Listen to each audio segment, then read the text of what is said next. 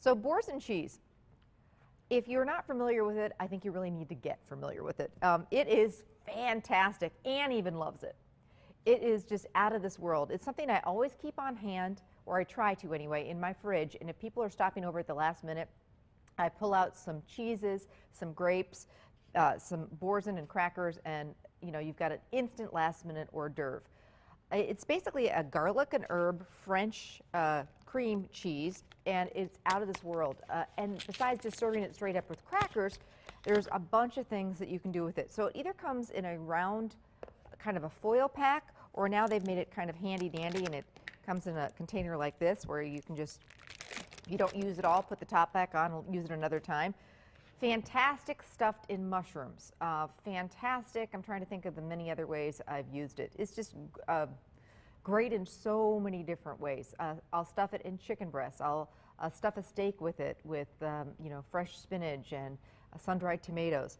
In this case, we're going to take burgers and make them completely insanely good and kind of gourmet, stuffing burgers with Boursin cheese and then wrapping them in bacon.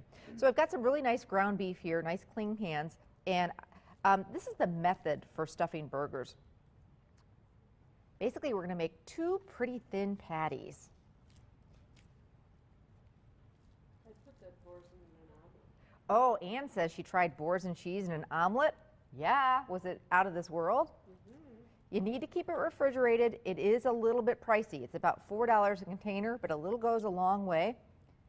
And sometimes you can buy it on sale or buy it in packs of 2. And if it's over your budget or you can't find it, which by the way, you should be able to find it in kind of the gourmet section of the grocery store near like the gourmet, kind of the nicer cheeses. It'll be right there. Just ask for it.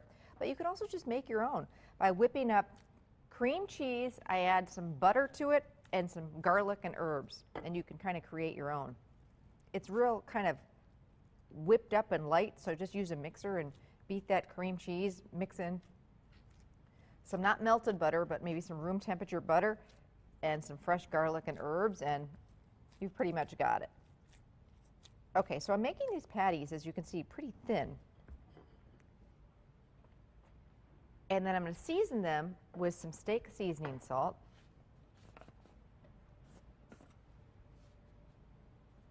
I think that's the key to a really great burger, is season well, one of the keys. And then I'm going to take some of this Boursin cheese, maybe just a tablespoon,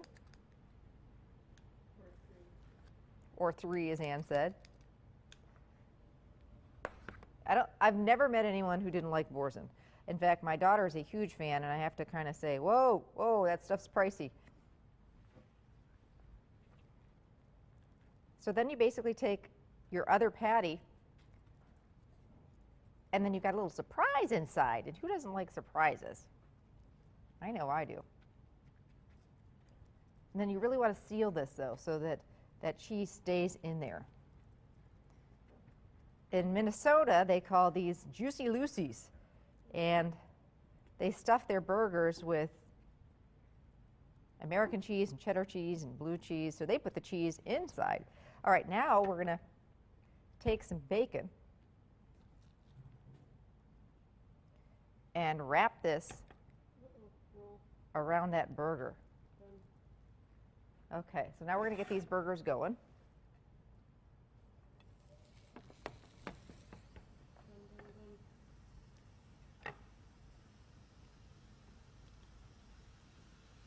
All right. And they're a little bit messy, but they're going to be good. And bacon and burgers are still one of the hottest trends right now. I'll give my hands a quick wash.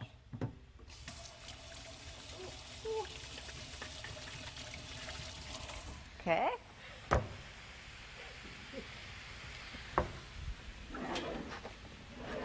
And our bun got a little toasted. And toast your buns when you're making burgers. Toast them on the grill, toast them in the oven. If you're making a really nice burger, you need it to stand up to what you're serving, your burger on your bun. And if you don't toast the burger, they can just fall apart on you. So a lot of times if I'm grilling a whole bunch of burgers, what I'll do is I'll just use that top rack of the grill to get them toasted because they toast up in seconds. We just threw this in the oven, butter the burger, or you know, throw a little olive oil on it, and it really takes it to a whole other level. Okay, so while my burgers are frying, got a couple of things I wanted to talk to you about, and one of them is, have you gotten the book club book yet?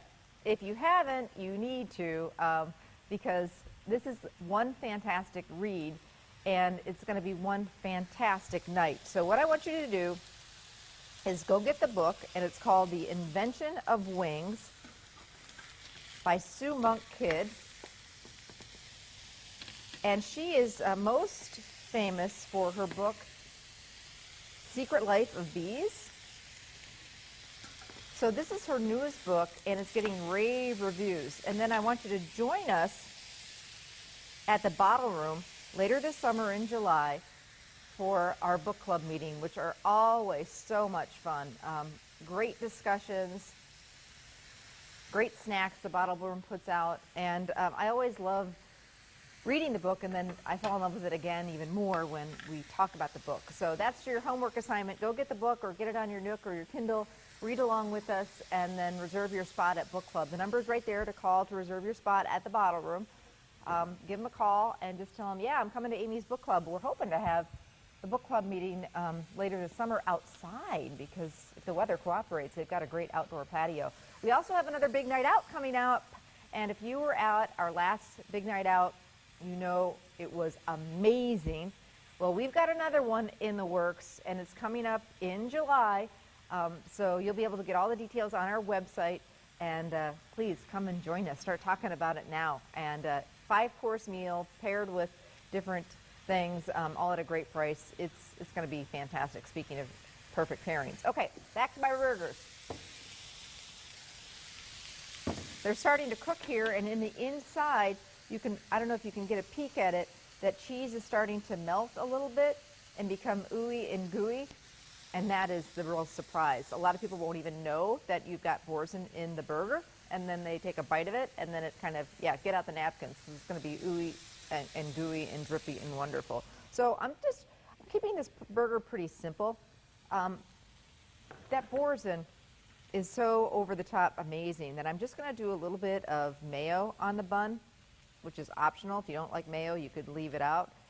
No ketchup and mustard needed for this if you are a huge fan, and I do like ketchup and pickles on some of my burgers. But on this one, I really like the Boursin and the bacon to be the star of the show. And then maybe some lettuce and tomato. So I'm just going to wait for those to cook. They're not quite done yet. And then we'll serve them up. My Boursin stuffed cheeseburgers with bacon on top. And later, the perfect pairing with it, a s'mores milkshake. So stick around. Lots more to come. Perfect pairings today. We'll be right back.